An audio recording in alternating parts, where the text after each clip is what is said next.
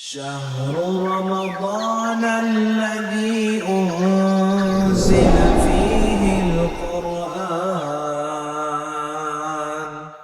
السلام عليكم ورحمة الله وبركاته. الحمد لله الذي من علينا بشهر رمضان، شهر الرحمة والمغفرة والعتق من النار، والصلاة والسلام على سيدنا محمد الذي ارشدنا إلى طريق التقوى والإحسان. اما بعد. ناظرین کرام، اللہ رب العزت نے زمین و آسمان پیدا کیے اور ازل سے ہی ایک سال کے 12 مہینے مقرر کر دیے.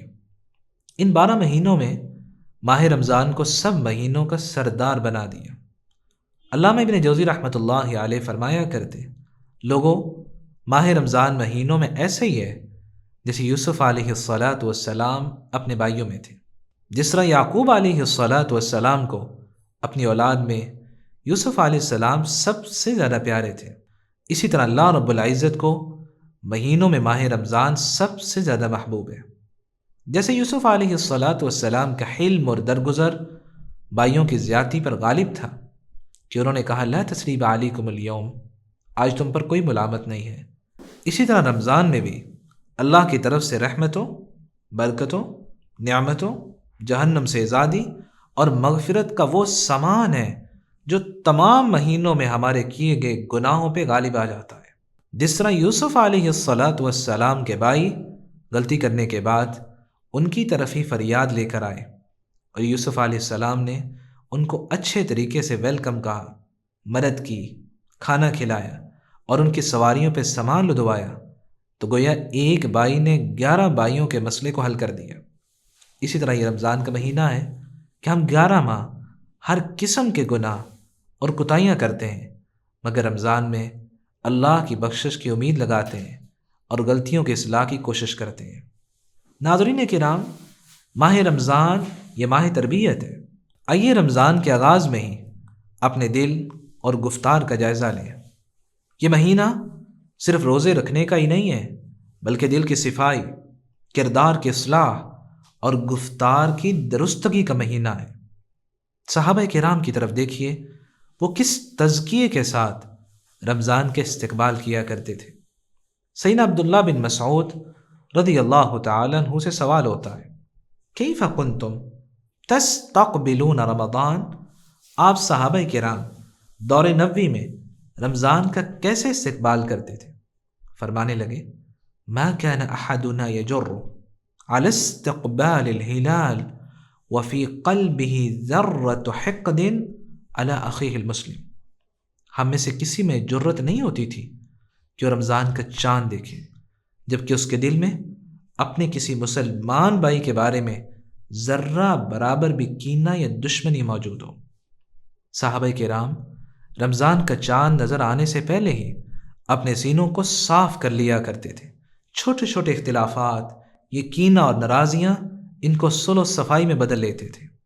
آج ہمیں بھی اللہ رب العزت نے یہ ماہ رمضان ماہ تربیت دیا ہے. کیا ہم نے اپنے دل صاف کر لیے، ناراضیاں ختم کر لیں، ان رشتوں کو درست کیا جو ٹوٹ پھوٹ کا شکار تھے؟ دلوں کی اصلاح کیجیے، نفرتوں کو ختم کریں. یہ قیامت کے دن کامیابی کا ذریعہ ہے. قرآن مجید میں اللہ رب العزت فرماتے ہیں، یوم لا ينفع مال ولا بنون الا من اتى اللہ بقلب سلیم. قیامت کے دن نہ مال کام آئے گا نہ اولاد کام آئے گی. قیامت کے دن کام آئے گا تو قلب سلیم کام آئے گا، ایسا پکیزہ اور سلامت دل جو نفاق، نفرتوں اور قدورتوں سے پاک ہوتا ہے. اس لیے نبی اکرم صلی اللہ علیہ وسلم نے دلوں کی اصلاح اور بھائی چارے کی مضبوطی کے لیے فرمایا، لا تباغضوا، آپس میں ایک دوسرے سے بغض نہ رکھنا، ولا تحاسدوا، آپس میں حسد نہ کرنا، ولا تدابروا، ایک دوسرے سے ناراضی کے ساتھ منہ نہ موڑ لینا، وکونوا عباد اللہ اخوانا، بلکہ اللہ کے بندے آپس میں بائی بائی بن کے رہنا. ناظرین کرام، دل کی صفائی یہ انسان کے لیے جنت کی ضمانت ہے. سیدنا انس بن مالک رضی اللہ تعالی عنہ بیان کرتے ہیں، ہم اللہ کے رسول صلی اللہ علیہ وسلم کے ساتھ بیٹھے ہوئے تھے. آپ نے فرمایا، یطلع علیکم الآن رجل من اہل الجنہ. صحابہ، اب ایک شخص آنے والا ہے یاد رکھنا وہ جنتی شخص ہے۔ صحابہ کرام ٹکٹکی باندھ کے دیکھنے لگے، کون خوش نصیب آ رہا ہے؟ ابھی وہ دنیا میں ہے، ابھی وہ قبر میں نہیں گیا، میدان محشر میں حساب نہیں ہوا کہ آپ صلی اللہ علیہ وسلم زبان نبوت سے کہہ رہے ہیں یہ جنتی شخص ہے۔ صحابہ نے دیکھا ایک انصاری صحابی داخل ہوئے، تنطف لحیۃ من وضوء، دیکھا کہ ان کی داڑھی سے وضو کا پانی ٹپک رہا ہے، اور تعلق نعلیہ فی یدہ الشمال، بائیں ہاتھ میں انہوں نے جوتا پکڑا ہوا ہے۔ یہ بھی ادب ہے کہ جوتا بائیں ہاتھ میں پکڑنا چاہیے۔ فلما کان الغد، دوسرا دن ہوتا ہے، آپ صلی اللہ علیہ وسلم دوبارہ یہی بات ارشاد فرماتے ہیں، صحابہ دیکھنا ابھی کہ جنتی شخص آنے والا ہے۔ صحابہ دیکھتے ہیں تو وہی انصاری صحابی دوبارہ داخل ہوتے ہیں۔ تیسرا دن ہوتا ہے، آپ صلی اللہ علیہ وسلم دوبارہ خوشخبری دیتے ہیں اور وہی انصاری صحابی داخل ہوتے ہیں۔ عبداللہ بن عامر بن عاص رضی اللہ تعالیٰ عنہ عزم کرتے ہیں، میں نے ان کے گھر میں راتیں گزارنی ہیں، میں نے چیک کرنا ہے یہ عمل کیا کرتے ہیں، کہ آپ صلی اللہ علیہ وسلم نے انہیں جنت کی خوشخبری دی ہے، میں بھی وہ عمل کر لوں، مجھے بھی خوشخبری مل جائے۔ تو عبداللہ بن عامر بن عاص رضی اللہ تعالیٰ عنہ ان کے گھر میں 3 راتیں گزارتے ہیں۔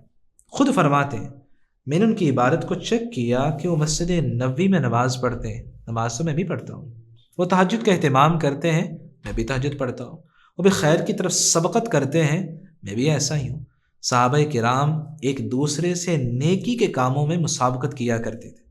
غیر ان اذا تعار وتقلب على فراشی ذکر اللہ عز وجل وکبر حتی یقوم لصلاة الفجر، میں نے چیک کیا کہ جب رات کو بیدار ہوتے ہیں، ان کی آنکھ کھلتی ہے تو اللہ کا ذکر کرتے ہیں، اللہ اکبر پڑھتے ہیں، یہاں تک کہ وہ کھڑے ہوتے ہیں اور نماز فجر کے لیے مسجد نبوی میں آ جاتے ہیں۔ 3 راتیں گزر گئیں اور عبداللہ بن عامر بن عاص رضی اللہ تعالیٰ عنہ نے کوئی ایسا عمل نہیں دیکھا جو ممتاز ہو، جو ایسا منفرد عمل ہو جو عبداللہ بن عامر نہیں کرتے۔ کہتے قریب تھا کہ میں ان کے عمل کو حقیر سمجھنے لگتا۔ جب 3 دن بیت گئے، میں نے ان سے کہا کہ میرے گھر والوں کے ساتھ کوئی ناراضی نہیں تھی کہ میں آپ کے گھر میں راتیں گزار رہا ہوں، وجہ یہ ہے کہ میں نے اللہ کے رسول سے سنا ہے انہوں نے آپ کو 3 مرتبہ جنت کی بشارت دی ہے، بتاؤ عمل کیا کرتے ہو، میں بھی وہ عمل کرنے لگ جاؤں، مجھے بھی جنت کی خوشخبری مل جائے۔ وہ انصاری صحابی کہنے لگے، ما هو الا ما رأیت، میں وہی عمل کرتا ہوں جو تم نے دیکھا ہے۔ تو عبداللہ بن عامر بن عاص رضی اللہ تعالی عنہ ان کے گھر سے جانے لگے۔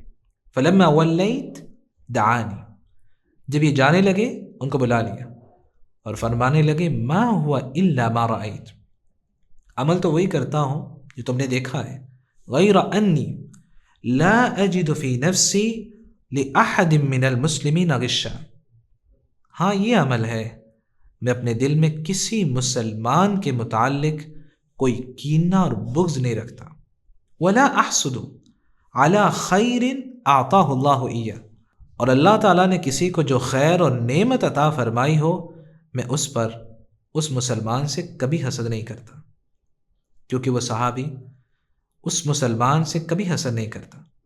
تو عبداللہ بن عامر بن عاص رضی اللہ تعالیٰ عنہ فرمانے لگے، هذه التي بلغت بک، یہی وہ خاص عمل ہے جس نے آپ کو جنت کی بشارت کا حقدار بنایا ہے، وہی التي لا نطیق، یہی وہ کام ہے جس کی طاقت ہم عام طور پہ نہیں رکھتے۔ اس لیے دلوں کو صاف کیجیے، لوگوں کو معاف کیجیے، یہ بغض، یہ کینہ، یہ عداوت، یہ رنجشوں کو ختم کیجیے، یہ جنت کی ضمانت کا باعث ہے۔ ہم رمضان المبارک میں دعا تو کرتے ہیں، اللہم انک عفو تحب العفو فاعف عنا، الہی آپ بہت معاف کرنے والے ہیں، معاف کرنے کو پسند کرتے ہیں، ہمیں بھی معاف کر دیں۔ ہم خود تو اللہ سے معافی چاہتے ہیں لیکن اس کے بندوں کو معاف نہیں کرنا چاہتے۔ وَلْيَعْفُوا وَلْيَصْفَحُوا أَلَا تُحِبُّونَ أَن يَغْفِرَ اللَّهُ لَكُمْ، معاف کرو، درگزر کرو، کیا تم پسند نہیں کرتے کہ اللہ رب العزت تمہیں معاف کر دے؟ جانتے ہیں یہ آیت مبارکہ کب نازل ہوئی؟ جب سیدہ عائشہ مطہرہ رضی اللہ تعالی عنہا پر تہمت لگی تو منافقین کی باتوں سے متاثر ہو کر مصطح بن اساسہ رضی اللہ تعالی عنہ سے بھی کچھ الفاظ نکل گئے سیدنا ابوبکر رضی اللہ تعالیٰ عنہ نے مصطح بن اساسہ رضی اللہ تعالیٰ عنہ کے مہینے بھر کا خرچہ اٹھایا ہوا تھا۔ سیدہ کہتے ہیں جب اللہ رب العزت نے میری برات کا اعلان کیا تو ابوبکر صدیق رضی اللہ تعالیٰ عنہ فرمانے لگے واللہ لا انفق على مصطح شیئا بعد الذي قال لعائشہ، اس نے سیدہ عائشہ کے بارے میں جو الفاظ کہے ہیں میں آج کے بعد ایک درہم بھی اس پہ خرچ نہیں کروں گا۔ تو اللہ رب العزت نے آیت مبارکہ نازل کر دی وَلْيَعْفُوا وَلْيَصْفَحُوا أَلَا تُحِبُّونَ أَن يَغْفِرَ اللَّهُ لَكُمْ، درگزر کرو، معاف کر دو، کیا تم نہیں چاہتے کہ اللہ تمہیں معاف کرے؟ تو سیدنا ابوبکر رضی اللہ تعالیٰ عنہ کیا فرمانے لگے بلا واللہ انی احب ان یغفر اللہ لی، کیوں نہیں، میں چاہتا ہوں کہ اللہ کی ذات مجھے معاف کر دے۔ تو فوری مصطح بن اساسہ رضی اللہ تعالیٰ عنہ کا خرچہ بحال کر دیا اور فرمایا واللہ لا انزعها عنہ ابدا، آج کے بعد یہ خرچہ میں کبھی بند نہیں کروں گا۔ سوچنے کی بات ہے، بیٹی پہ تہمت لگی ہے اسے بھی معاف کر دیا۔ ہم تو چھوٹی چھوٹی باتوں پہ ناراض ہو جاتے ہیں، فلاں گزرا تھا مجھے سلام نہیں کیا، فلاں جو ہے بیٹھا ہوا تھا اس نے مجھے جگہ نہیں دی تھی۔ چھوٹی چھوٹی ناراضگیوں کو ختم کیجیے، دلوں کو صاف کیجیے۔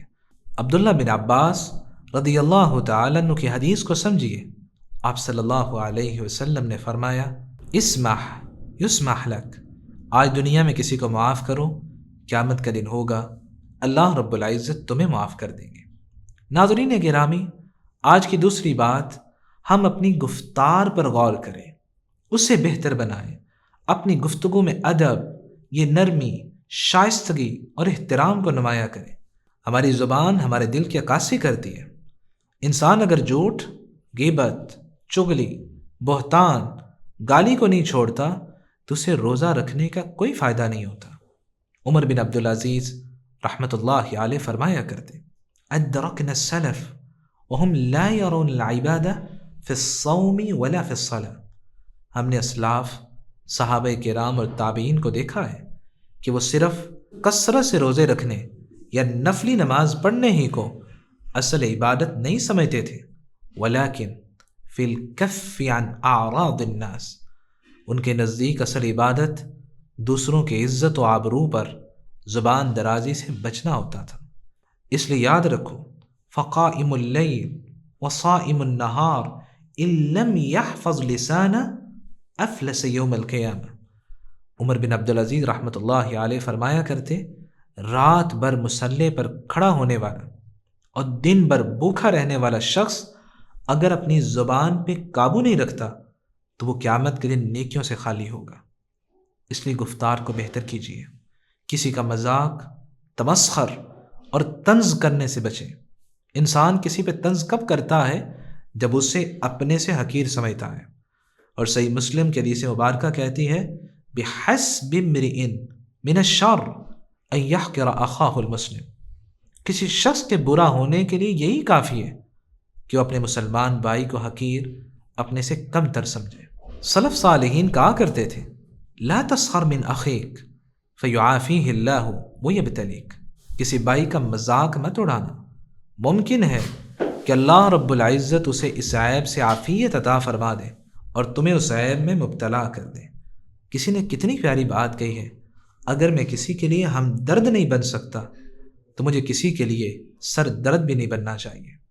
ابراہیم نخعی رحمۃ اللہ علیہ فرمایا کرتے انی لأری الشیء مما یعاب، جب میں کسی شخص میں کوئی عیب یا برائی دیکھتا ہوں جو قابل ملامت ہوتا ہے کہ میں اسے ملامت کر سکتا ہوں، ما یمنعنی من غیبتی الا مخافہ ان ابتلا بی، مجھے اس کی غیبت کرنے سے کوئی چیز نہیں روکتی سوائے اس ڈر کے کہ کہیں اس کا مذاق اڑانے یا غیبت کرنے کی وجہ سے میں خود بھی اس عیب یا مصیبت میں مبتلا نہ کر دیا جاؤں۔